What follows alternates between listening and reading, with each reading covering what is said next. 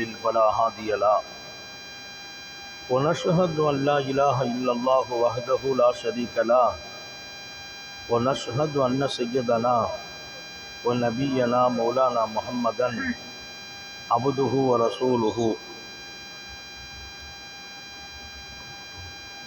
أرسله بالحق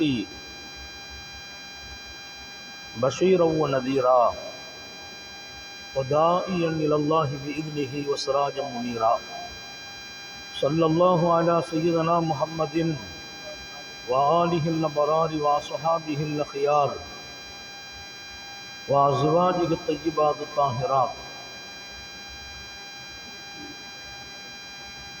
أوصيكم عباد الله وإياي أولا بتقوى الله أما بعد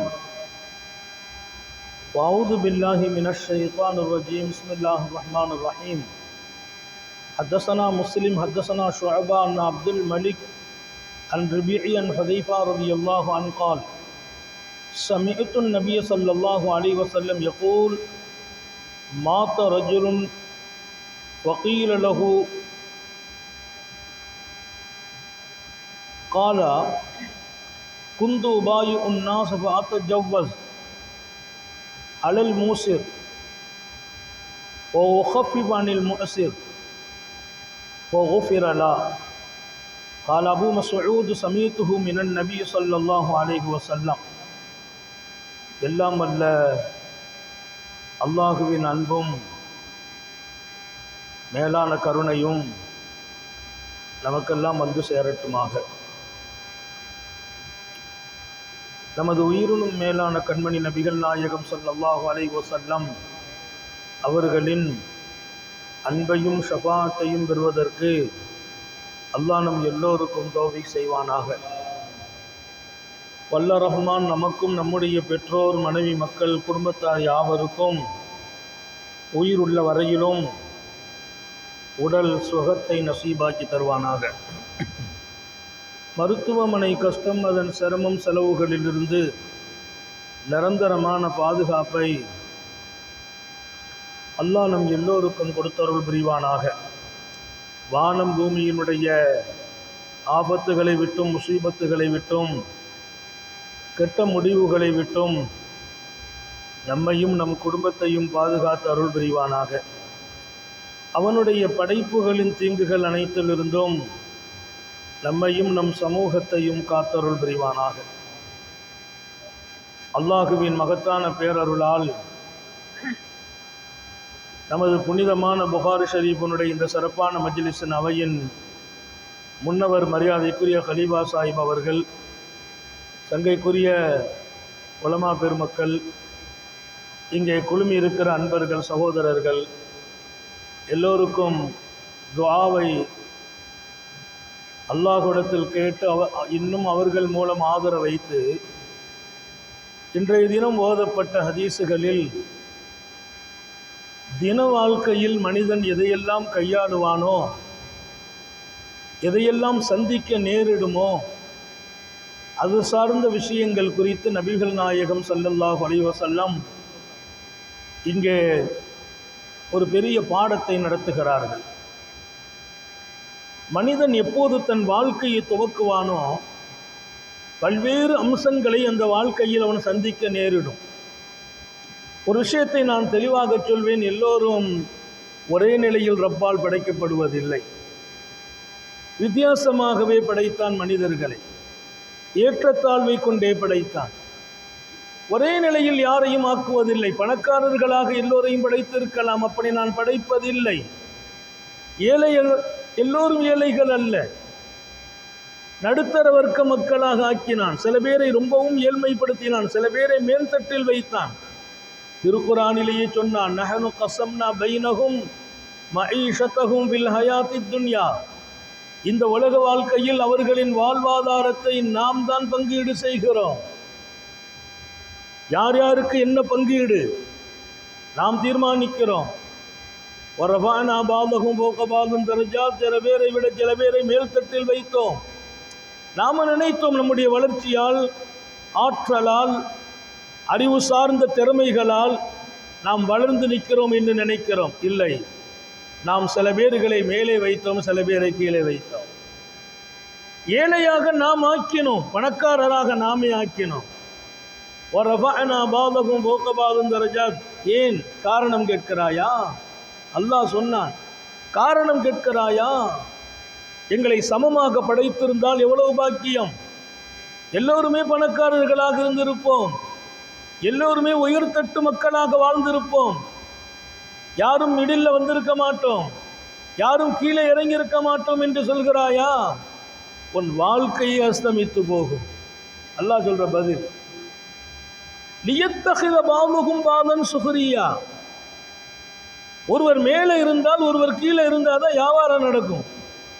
ஒருத்தர் காய்கறி பஜாருக்கு கொண்டு வருவார், தோட்டத்தில் போய் வியாபாரம் செய்வார், அறுவடை செய்வார். ஏன்? அந்த அறுவடையை கொண்டு இங்கே கொடுத்து நான் லாபம் பெற வேண்டும் என்று. அவரும் உன்னை போல் மேல்தட்டில் இருந்தால் அவர் அறுவடைக்கு போக மாட்டார். விவசாயம் யாரு செய்வது? பஜார்களில் யார் வியாபாரம் செய்வது? எல்லோரும் வாங்குபவர்களாக இருந்தால் கொடுப்பவர்கள் யார்? எல்லோரும் உண்ணுவதற்குரியவர்களாக இருந்தால் உணவை உண்டாக்குபவர்கள் யார்? நான் சில பேரை மேலே வைத்தேன், சில பேரை கீழே வைத்தேன். காரணம், கீழே உள்ளவர்கள் தங்களை வளர்த்துக் கொள்வதற்கு உங்களுக்கான வேலைகளை அவர்கள் செய்வார்கள். என் ரப்பின் அனைத்து முடிவை குறித்து இன்னொரு வசனத்தில் சொன்னான், அலைஸல்லாஹு பிஅஹ்கமில் ஹாக்கிமீன். தீர்ப்பு வழங்குபவர்களில் அல்லாஹ் அழகான தீர்ப்பு வழங்குவோன் இல்லையா? என் ரப்பின் தீர்ப்பே அழகானது, அதுவே இறுதியானது. அவன் என்னை உயர்த்தி வைத்து தீர்ப்பு வழங்கினான், அதுதான் அழகானது. கீழே வைத்து தீர்ப்பு வழங்கினான், அதுதான் அழகானது. அவன் தீர்ப்புல போய் நம்ம கருத்தை போய் சொல்வதா? அந்த ஆயத்தை ஓதும் போது ஷாஃபி மதுஹப்ல தொழுகையில் நின்னா கூட பலான்னு சொல்லணும். அலைஸல்லாஹு பிஅஹ்கமில் ஹாக்கிமீன் என்று இமாம் ஓதும் போது தொழுகையில் பின்னால் நிற்கிற மாமும் உட்பட இமாமும் சொல்லணும், மாமுமும் சொல்லணும், பலா, ஆமா, நான் அழகாக தீர்ப்பு வழங்கியவோன் இல்லையா? தீர்ப்பு வழங்குபவர்களில் என் தீர்ப்பு அழகான தீர்ப்பு இல்லையா என்று கேட்டால் தொழுகையில் பேச அனுமதி இல்லை. இங்கே பேசணும், பலா, ஆம். ஹனஃபி மதப்ல சொல்லக்கூடாது, ஷாஃபியில சொல்ல வேண்டும். ஏன்? என் ரப்பு அழகான தீர்ப்பாளன். என்ன தீர்ப்பு? கோர்ட்டில் வழங்குகிற தீர்ப்பா? இல்லை, ஒவ்வொருவர்களின் வாழ்க்கையிலும் நான் வழங்கிய தீர்ப்பு தான் அழகானது. உனக்கு இப்படி ஒரு மனைவியை கொடுத்தேன், அதுதான் அழகு. அந்த மனைவிட்ட நீ 1000 குறை பார்க்கிறாய். இல்லை, நான் கொடுத்த மனைவியே உனக்கு அழகு. நான் கொடுத்த பிள்ளை தான் உனக்கு அழகு. நீ ஆண்மகன் பிறந்தால் நல்லா இருக்குமே நினைக்கிறாய், பெண்மகளை கொடுத்தேன், அதுதான் அழகு. என் தீர்ப்பு தான் அழகு. அதனால தான் ஸல்லல்லாஹு அலைஹி வஸல்லம் அற்புதமாக சொன்னார்கள், வரத பிமா கஸமல்லாஹு லக்.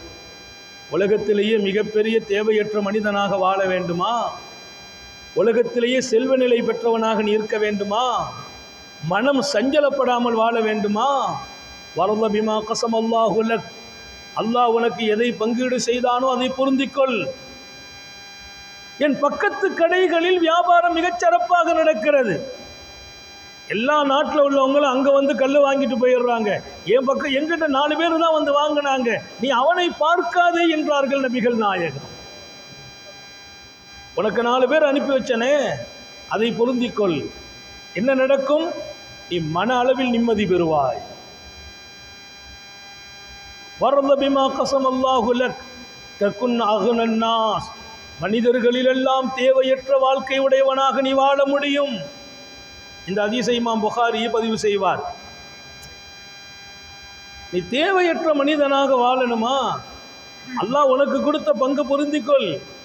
அவன் என்னை விட நல்லா இருக்கிறான்னு நீ பார்க்குற போது நீ இன்னொரு பக்கம் ரப்புக்கு நன்றி இல்லாமல் போயிடுவ, இன்னொரு பக்கம் பொறாமை உடையவனாக மாறிவிடுவார். இப்படி ஒரு பாடம் இன்றைக்கு நடத்துகிறார் இமாம் புகாரி. நீங்கள் திறந்து பார்த்தா அற்புதமான ஹதீஸுகளாக வருகிறது. கடன் வாங்குகிற நிலை வருகிற ஒரு காலம், தனி பாடம். கடன் வாங்கக்கூடிய ஒரு காலம் வருது, கையில் வசதி கம்மியாக இருக்குது, கடன் வாங்கலாமா?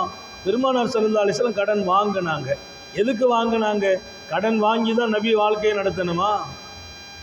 பெருமானார் ஸல்லல்லாஹு அலைஹி வஸல்லம் கடன் வாங்கி தான் குடும்ப சூழல் கழியணுமா? அவர்கள் உஹதை தங்கமாக சொன்னால் ஆகும். கொஞ்ச காலம் உணவு வைத்து பரக்கத்தை கொண்டு கொடுத்த சொன்ன போது பரக்கத்தானது. ஒரு கை நிறைய உணவு 1000 பேர் சாப்பிட்டார்கள். அவங்க கடன் வாங்க வேண்டியதில்லை. உம்மத்தில் சில பேருக்கு தேவை வரும்போது அவங்க கடன் வாங்கிறதுக்கு ஒரு அனுமதியை கொடுப்பதற்கு வாங்கி காட்டினாங்க. வாங்கும்போது எப்படி இருக்கணும், கொடுக்கும்போது எப்படி இருக்கணும், வாங்குற போது எப்படிப்பட்ட நிலையில் வாங்கணும், வாங்கின பின்னால் எப்படி நடக்கணும், ஒரு அழகிய பாடம். நான் வாசித்த பாடம் உட்பட கடன் சார்ந்த விஷயங்கள். கடன் அன்பை முறிக்கும் என்று ஒரு தமிழ் பழமொழி உண்டு. கடன் அன்பை முறிக்கும். பெருமானார் ஸல்லல்லாஹு அலைஹி வஸல்லம் அல்லாஹும்ம இன்னி அஊது பிக்க மினல் ஃபக்ரி வல் ஃபாக்கா, ரப்பே என் வாழ்க்கையில் வறுமை வருவதிலிருந்து பாதுகாப்பாயாக. அல்லாஹ் எல்லாருக்கும் இந்த துஆவை கபூல் செய்வானாக. வறுமை வரக்கூடாது. வஅஊது பிக்க மினத் தைனி வல் குஃபுர், ரஹ்மானே நான் கடன் வாங்குவதிலிருந்து பாதுகாப்பு தேடுகிறேன், குஃபுர் வருவதிலிருந்து பாதுகாப்பு தேடுகிறேன். குஃபுருன்னா அல்லாஹ்வை மறுத்து போயிடுறது, காஃபிரா போகிறது. கடன் வாங்கிறதுக்கும் குஃபுருக்கும் என்ன சம்பந்தம் சஹாபாக்கள் கேட்குறாங்க. நபித்தோழர்கள் கேட்டாங்க, யா ரசூலல்லாஹ், குஃபுரையும் கடனையும் ஒன்றாக்கி கேட்குறீங்களே, யா அல்லாஹ் நான் கடனாளியாகுவதிலிருந்து பாதுகாப்பு தேடுகிறேன், என் வாழ்க்கையில் குஃபுர் வருவதிலிருந்தும் பாதுகாப்பு தேடுகிறேன். சஹாபாக்கள் கேட்ட கேள்வி என்ன? இந்த ரெண்டையும் ஒப்பிடுகிறீர்களே. ஆமான்னாங்க. ஒரு மனுஷன் கடனாளி ஆகிட்டான்னா அதை நிறைவேற்ற முடியாத காலத்தில் வறுமை வந்து வறுமையில் சிரமமாகி அந்த காதல் ஃபக்ரு ஐயக்கூன குஃபுரா, வறுமை ஒரு மனிதனை குஃபுரில் கூட கொண்டு சேர்த்துரும். நிறைய பேர்களின் வறுமையை பயன்படுத்தி பல பேர் அவர்களை தன் பக்கம் இழுக்கிறவர்கள் எல்லாம் இருக்கிறார்கள். இன்னொரு கட்டத்தில் அல்லாஹுவே வறுமையிலிருந்தும் குஃபரிலிருந்தும் பாதுகாப்பாயாக. அல்லாஹ் நம்ம எல்லாரையும் பாதுகாப்பானாக. அன்னை ஆயிஷா ரலியல்லாஹு அன்ஹா சொன்ன ஒரு ஹதீஸை இமாம் புகாரி ரஹ்மத்துல்லாஹி அலைஹி இன்றைய பாடத்தில் பதிவு செய்கிறார்கள். பெருமானார் ஸல்லல்லாஹு அலைஹி வஸல்லம் அத்தஹியாத்தில் உட்கார்ந்தால் ஒரு துஆவை வளமையாக கேட்பாங்க. அதிகமாக நபி பெருமானார் ஸல்லல்லாஹு அலைஹி வஸல்லம் அத்தஹியாத்தில் அந்த துஆ ஓதுறாங்க.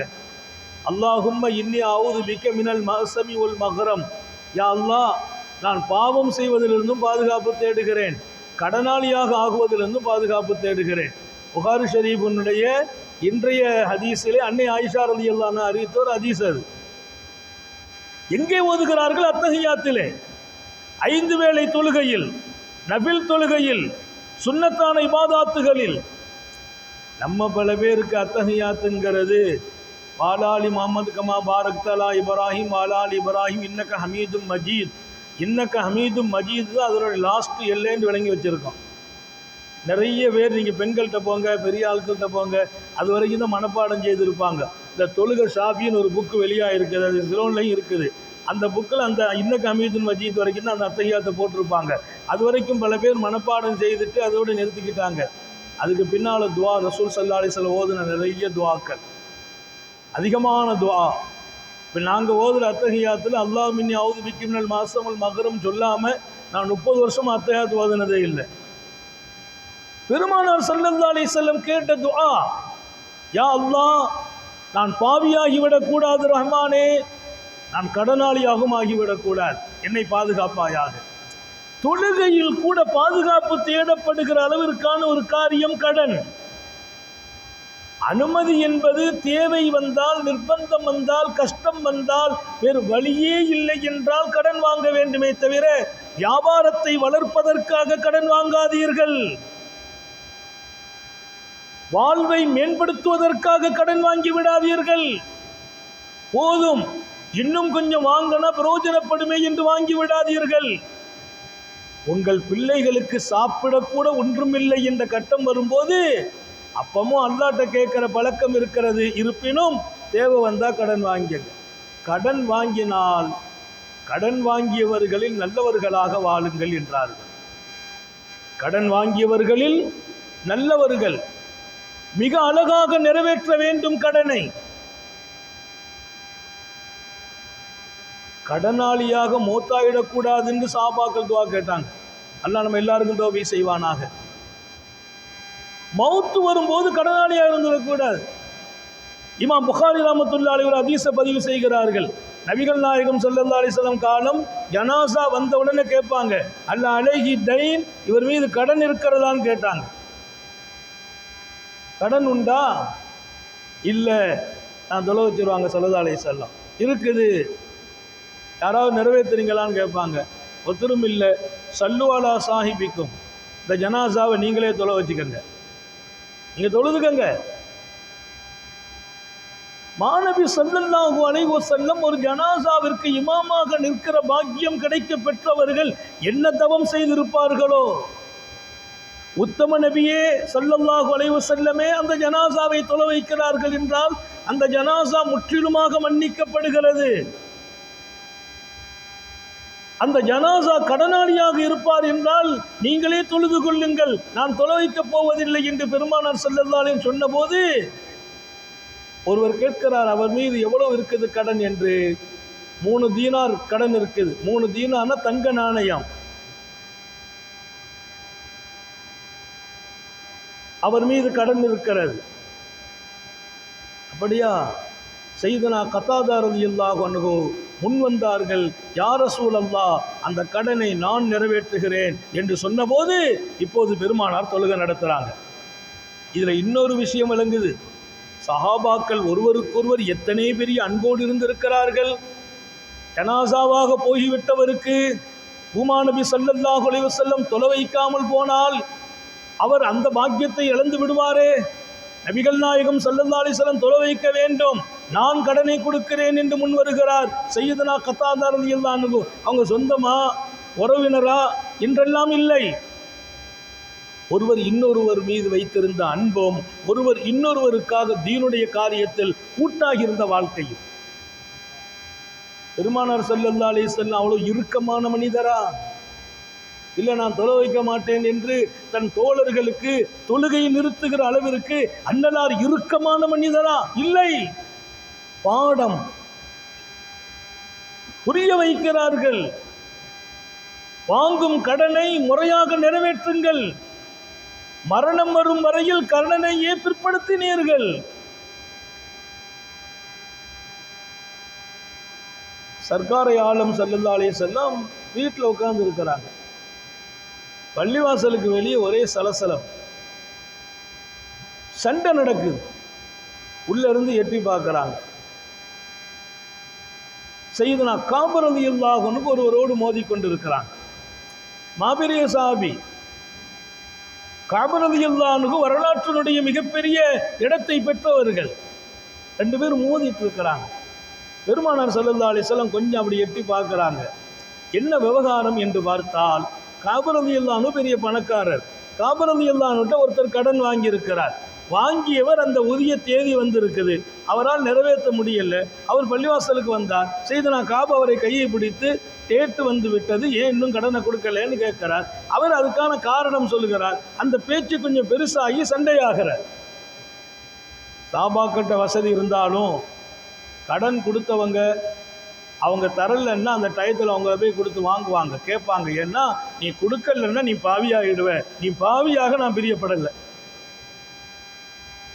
இன்றைக்கெல்லாம் நம்மள்ட்ட பல பேர் கடன் வாங்கும்போது ரொம்ப பவ்யமாக, ரொம்ப அன்பாக, சிரித்த முகத்தோடு நடந்த விதம் இருக்குது பாருங்க, அப்படி வந்து வாங்குவாங்க.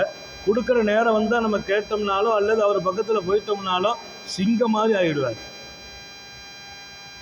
வாங்கும் போது இருக்கிற கனிவு கொடுக்கும் போது பல பேருக்கு வருவதில்லை. இல்லை, நீங்கள் சிறந்த மனிதர்கள். உரிய நேரத்தில் வாங்கிய கடனை நிறைவேற்றுங்கள், அழகிய முறையில் நிறைவேற்றுங்கள். அழகிய முறைனா என்ன? ரசூல் ஸல்லல்லாஹு அலைஹி வஸல்லம் இடத்திலே கடன் கொடுத்தவர் வந்து கொஞ்சம் கடினமாக நடந்து கொண்டார். சஹாபாக்கள் கோபப்பட்டாங்க, அவரை போய் தடுக்க போனாங்க. விட்டு விடுங்கள், அவருக்கு உரிமை இருக்கிறதுன்னா. என்ன உரிமை யா ரசூலல்லாஹ்? தங்கள்கிட்ட வந்து கொஞ்சம் தவறாக நடக்கிறார், கொஞ்சம் தடித்த சொற்களை பயன்படுத்துகிறார், என்ன உரிமை? சஹாபாக்களால் தாங்க முடியல. இல்லை இல்லை, அவர் கடன் கொடுத்தவர், நம்ம வாங்கினவங்க. கொடுத்தவர் பேசத்தான் செய்வார். அப்போ நாம் என்ன பண்ணணும்? நம்ம கொடுத்துடணும். பெருமானார் பேச்சு கேட்குற அளவுக்கா கடன் வாங்கிட்டு கொடுக்காம இருந்தாங்கன்னு இல்லை. அந்த மாதிரி ஒரு காலகட்டத்திலும் இந்த சமூகத்தை வழிநடத்த வேண்டும். இன்னும் ஒரு செய்தி அங்கே எழுதுறாங்க, டைமே வரல, அந்த ஆள் தப்பா வந்து சண்டை போட்டுக்கிட்டு இருக்கார். நேரம் வரவில்லை, இன்னும் காலம் இருக்கிறது, பெருமானார் வாக்களித்த காலம். அட்வான்ஸா வந்து சண்டை போடுகிறார், வாங்கின கடனை ஒழுங்கா கொடுக்க தெரியாதான்னு. அவர் பெருமானாரோடு விரோத போக்கில் வந்திருக்கிறார். வாங்கின கடனை ஒழுங்கா கொடுக்க தெரியாதா என்று கேட்கிறார். கொஞ்சம் தடித்த வார்த்தைகளையும் பயன்படுத்தினார். அதுவும் இன்றைக்கு வாசிக்கப்பட்ட புகாரி ஷரீஃபின் பதிவிலேயே இருக்கிறது. வெளியில போக வேண்டியதே இல்லை. புகாரி ஷரீஃபுக்குள்ளே ஒரு பெரிய வாழ்க்கை. ஓதுவதால் ஊருக்கு பாதுகாப்பு, வீட்டுக்கு பாதுகாப்பு, நமக்கு பாதுகாப்பு, உச்சரிப்பதால் நாம் உல்லாசம் அடைகிறோம். இதையெல்லாம் தாண்டி அதை வாழ்வதால் வாழ்க்கையே சொர்க்கமாகிறது. இன்னைக்கு வாழ்பவர்கள் தான் குறைந்து போயிருக்கிறார்கள். இந்த வாழ்க்கைக்கு உரியவர்களாக நாம் மாற வேண்டும். அல்லாஹ் உங்களுக்கு செய்த பெரிய கிஃப்ட். புகாரி ஷரீஃபை இங்கே வருடத்தில் ஒரு முறை 30 ஜுசு இருக்குது. புகாரி ஷரீஃப் 30 ஜுசுவும் ஓதி முடிக்கப்படுகிற பாக்கியம்.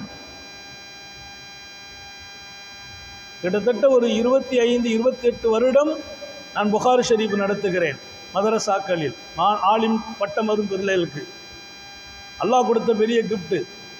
புகாரி ஷரீஃபில் ஒரு ஹதீஸ் எங்கே வருது, எத்தனை இடத்துல வருது, எப்படி வருது, அதை பார்க்காமலேயே சொல்லும் இடத்தில் அல்லாஹ் வாழ வைத்தான். புகாரியோடு ஒரு பெரிய மனம் ஒன்றிய நிலை. ஒரு கட்டத்தில் அல்லாஹ்ட்ட துவா கேட்டு வச்சிருக்கிறேன், நான் புகாரி ஷரீஃப் பாடம் நடத்தும் போது நீ விரும்பினா ரூஹ பிரிச்சுக்கா. ரூஹு பிரியும் நேரம் புகாரி ஷரீஃப் நடத்தும் நேரமாக இருக்கட்டும். ஏன்? புகாரி ஷரீஃப் வாசிக்கப்படும் இடத்தில் உத்தம நபியே ஆஜராகிறார்கள் என்று பல சாலிஹீங்கள் எழுதி வச்சிருக்கிறாங்க. யார்? சாலிஹீங்கள், கண்ணால் பார்த்தோம் என்கிறார்கள். எத்தனை பெரியார்கள் புகாரி ஷரீஃபை வாழ்க்கையாக மாற்றியவர்கள். வாழ்வதற்கே வள்ளல் நபிகள். வள்ளல் நபி ஸல்லல்லாஹு அலைஹி வஸல்லத்தின் மீது நான் அன்பு வைத்திருக்கிறேன் என்பது வார்த்தை அல்ல.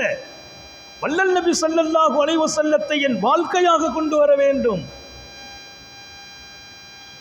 இங்கே சர்காரே ஆலம் ஸல்லல்லாஹு அலைஹி வஸல்லம் கடன் சார்ந்து நடத்துகிற அந்த பாடம் ரொம்ப அழகான பாடம், தெளிவான பாடம்.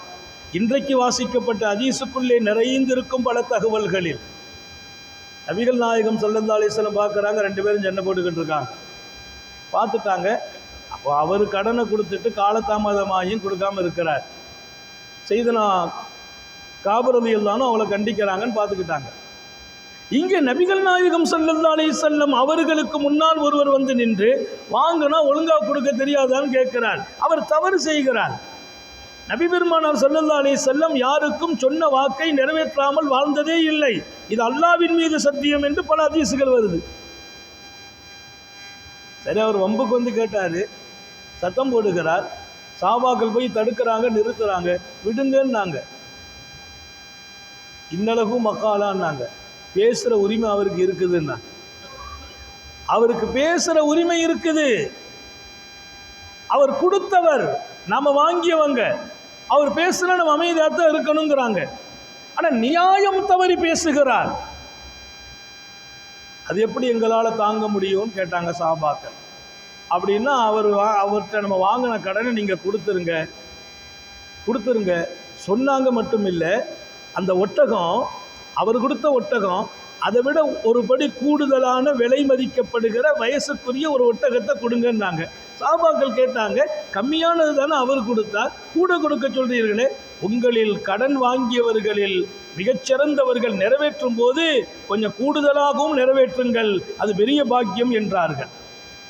1000 ரூபா வாங்கியிருக்கோம், கொடுக்கும்போது 1300 ரூபா கொடுத்தோம்னா அது பாக்கியம்தான். நாங்கள் இதில் ஒரு விஷயத்தை கவனம் எடுத்துக்கிறணும். சில பேர் 1000 ரூபாய் கொடுத்துட்டு கொடுக்கும்போது 1100 ரூபா தான் கேட்குறான் வைங்க, அது வட்டியாக போயிடும். அவர் கேட்கக்கூடாது. சின்ன ஆட்டை கொடுக்குறார், நீ அப்புறம் 2 மாதம் கழித்து எனக்கு ஒரு ஆடு இதோட பெரிய ஆடாக வாங்கி தரணும்னு கேட்டார், அது குற்றம், அது வட்டி. அவர் சின்ன ஆடு தந்தார், நான் வாங்கிட்டேன் கடனா, அடுத்து நான் கொடுக்கும்போது பெரிய ஆடாக கொடுக்குறேன், அது சுன்னத்து. நான் விரும்பி செய்ய வேண்டும். ஆனால் இன்றைக்கெல்லாம் நிலைமை மாறி போயிருக்கு.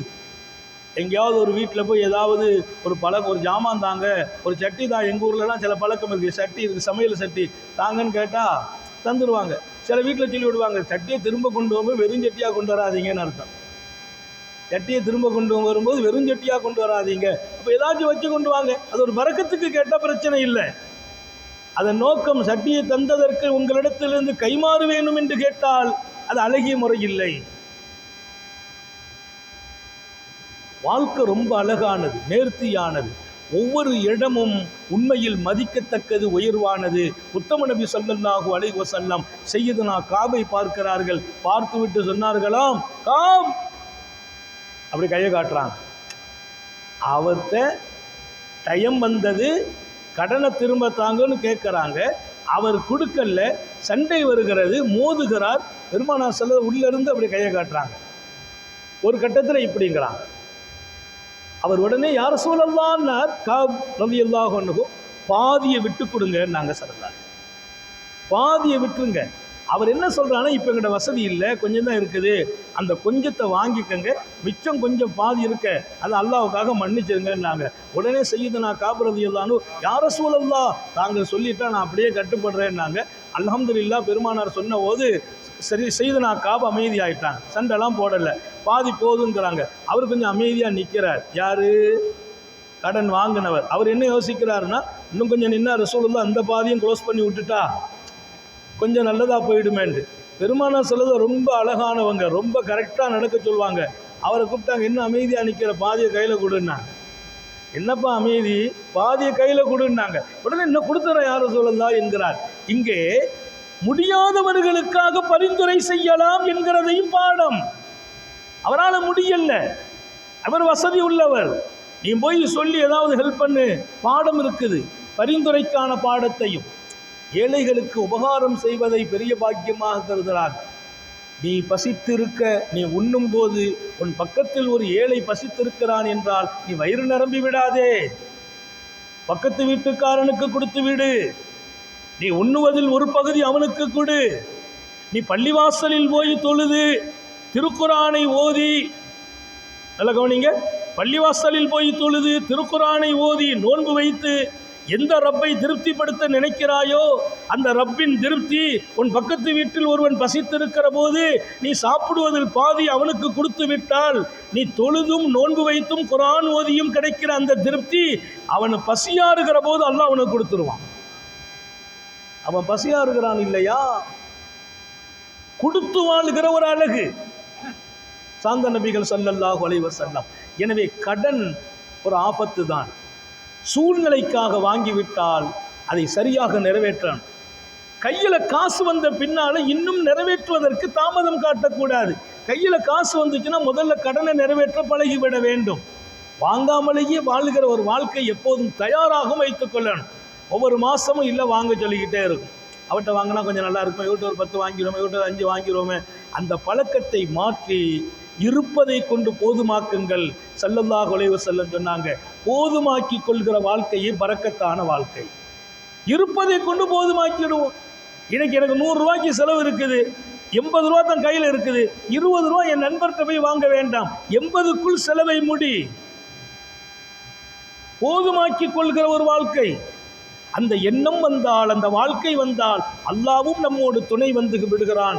எனவே மிகச்சிறப்பான புகாரி ஷரீஃபினுடைய இன்றைய பாடத்தின் நூற்றுக்கணக்கான ஹதீஸுகள் நம்முடைய வாழ்க்கையை ரத்தினங்களாக, வைடூரியங்களாக, மாணிக்கங்களாக மாற்றுகிற சக்திக்குரிய ஹதீஸுகள். அதையெல்லாம் எடுக்க வேண்டும், நடக்க வேண்டும். நேர்மையான வாழ்க்கை, ஏமாற்றாத வாழ்க்கை, சொன்னபடி வாழ்கிற வாழ்க்கை, கடன் வாங்காத வாழ்க்கை, வாங்க வேண்டிய நிர்பந்தம் வந்தால் அழகாக நிறைவேற்றுகிற ஒரு வாழ்க்கை, இவைகளெல்லாம் நம்மை சுற்றி வந்து விடுமையானால், அல்லாஹ் கொடுத்ததை கொண்டு பொருந்தி கொண்டே வாழ்கிற ஒரு வாழ்க்கை கிடைத்து விடுமையானால் இந்த உலகத்தில் நீனே சீமான் என்றார்கள் நபிகள் நாயகம் ஸல்லல்லாஹு அலைஹி வஸல்லம். அப்படி ஒரு அருமையான, அன்பான, உயர்வான, ரத்தினமான வாழ்வை நீங்களும் நானும் இந்த சமூகமும் வாழ்வதற்கு அல்லாஹ் அருள் புரிப்பானாக. நீண்ட நெடிய நாட்கள் நோய் நொடிகள் இல்லாமல் உடல் ஆரோக்கியத்தோடு மனநிறைவோடு இன்பத்தோடு அல்லாஹுவை நின்று வணங்கி வழிபட்டு வாழும் நசீபையும் பாக்கியத்தையும் எல்லாம் அல்ல அல்லாஹ் உங்களுக்கும் எனக்கும் நம்மை ஈன்றெடுத்த தாய் தந்தையர்களுக்கும் நமது மனைவி மக்கள் உற்றார் உறவினர் யாவருக்கும் கொடுத்தருள் புரிவானாக. நமது உயிரினும் மேலான கண்மணி காத்தமுன் நபியின் சர்க்காரை ஆலம் சுந்தர நபிகள் ஸல்லல்லாஹு அலைஹி வஸல்லம் அவர்களை கனவிலும் நனவிலும் கண்டுகளிக்கும் பெரும் பாக்கியத்தை அல்லாஹ் நம் எல்லோருக்கும் கொடுத்தருள் புரிவானாக என்ற நல்ல துஆக்களோடு உங்கள் எல்லோருடைய துஆவை ஆதரவைத்து, குறிப்பாக கலீஃபாக்களின் பாக்கியமான துஆவை ஆதரவைத்து என் வார்த்தைகளை நிறைவுபடுத்துகிறேன். வாஹிரு தாவானா அல்ஹம்துலில்லாஹி ரப்பில் ஆலமீன். அஸ்ஸலாமு அலைக்கும் வரஹ்மத்துல்லாஹி வபரகாத்துஹு.